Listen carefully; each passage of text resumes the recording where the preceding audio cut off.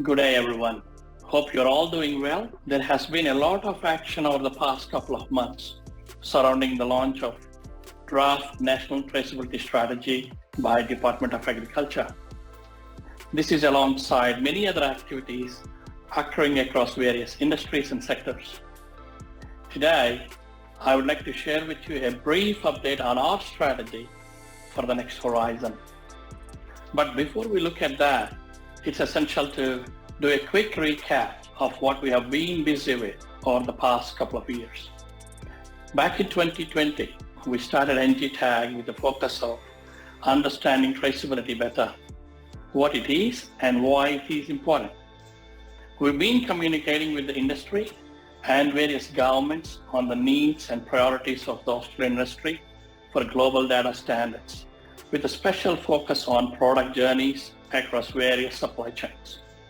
This is to ensure interoperability and further drive efficiencies and make product journeys safe, secure, resilient, sustainable, and internationally competitive. One of our key activities include information sharing, awareness, and education. We hosted open industry events on key focus areas as recommended by the NGTAG members and also by the broader Australian industry. Since July 2020, we have had over 2,200 participants attend our events with expert local and international presenters discussing the challenges and the needs, as well as share the learnings of traceability trials and implementations across various supply chains and industry sectors. These events have focused on food safety and quality, cold chain management, data sharing, cross-border trade, and digital traceability, to name a few. We launched National Traceability Accord. It is clearly stated in the Accord statements that traceability is for a purpose. This means traceability must deliver benefits, tangible, measurable, and meaningful to consumers, industries, and governments. To this effect, traceability is a means to an end rather than an objective on its own. With this in mind, we have progressed to develop the strategy for our next horizon, and we call it as Traceability with Purpose. This is to drive its application for adoption and impact. So over the next 2 years, we'll focus on adoption of traceability whilst continuing with awareness and engagements with industries and governments. Our strategy for the next horizon has few key themes. I'll emphasize a few of them now, but I strongly encourage you to actually go through them once it's published.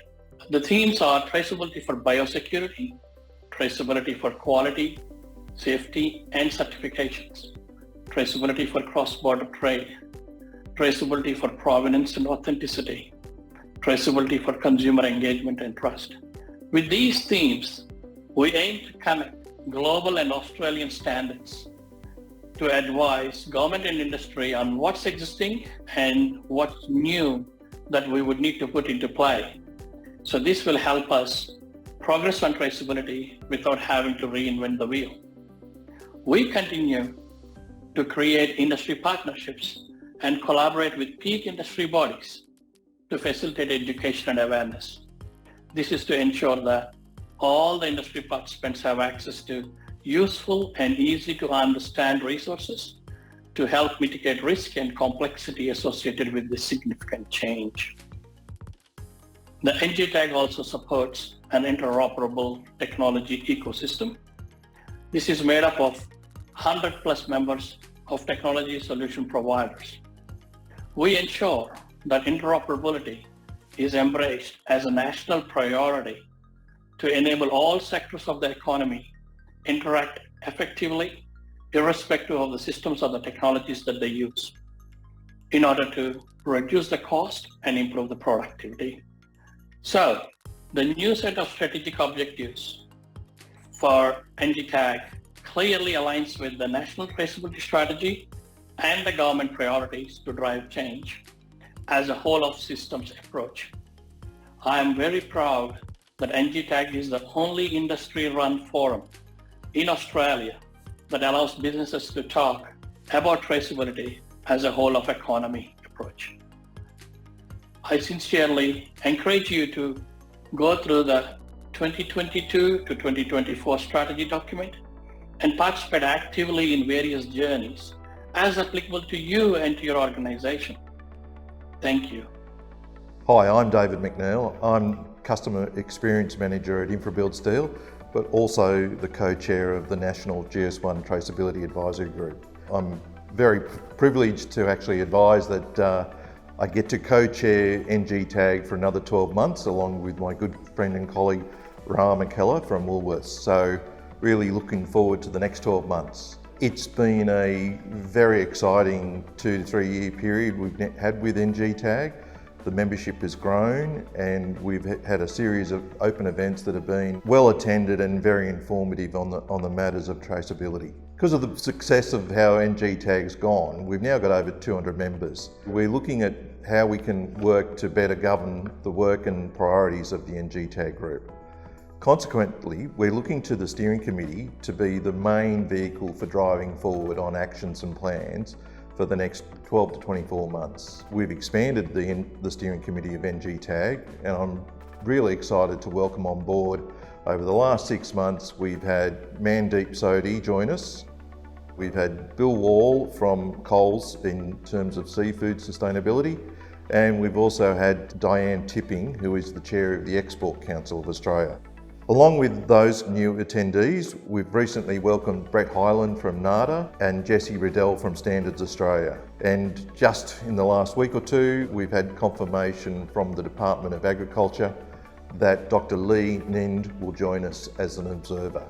So that's very exciting because we're now starting to get all the bodies involved in writing standards and around certification of things are coming on board to the steering committee. So that's going to be very exciting in terms of getting alignment and harmonisation of standards. Having government on board, even in the observer status, will be invaluable and give us insight in how governments work and what we can do to help promote Australian interest in the space of traceability. I'd like to pass on behalf of NGTAG, our thanks to Tony Battagline of the Australian Wine and Grapes Association. Tony's stepping down from NGTAG to enjoy retirement.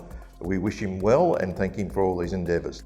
Along with welcoming the new members to the steering committee, we've now got something like 14 members on the steering committee across a wide variety of industries and government. So it's very exciting around the representation we've got there. But it's probably important to note that it's not a governance committee. It's there about providing direction, plans and priorities. And I really look forward to the work that we do in the new year.